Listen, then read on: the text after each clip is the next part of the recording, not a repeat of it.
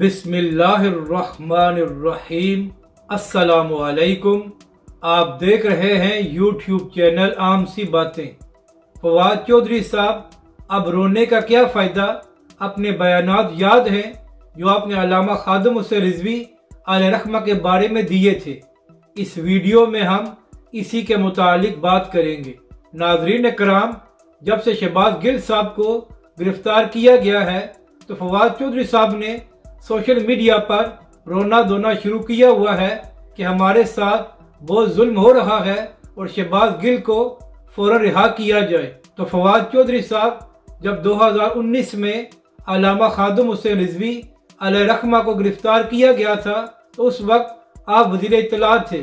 آپ نے بڑے فخر سے پریس کانفرنس میں اعلان کیا تھا کہ حکومت نے فیصلہ کیا ہے کہ علامہ خادم حسین رضوی علیہ رحمہ کے خلاف بغاوت اور دہشت گردی کا مقدمہ درج کرایا جائے گا۔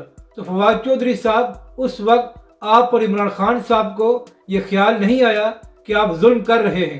اس کے بعد 2021 میں علامہ سعد حسین رضوی کو 8 مہینے جیل میں رکھا گیا۔ تحریک لبیک پاکستان پر پابندی لگائی گئی اور TLP کے کارکنوں پر ہر قسم کا ظلم کیا گیا۔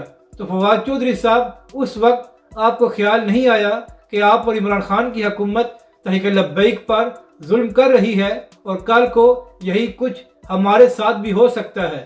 فواد چودھری صاحب، تحریک لبیک پاکستان نے تو آپ کے سارے ظلم برداشت کر لیے تھے، لیکن آپ لوگوں کی چیخیں 2 دن بعد ہی شروع ہو گئی ہیں۔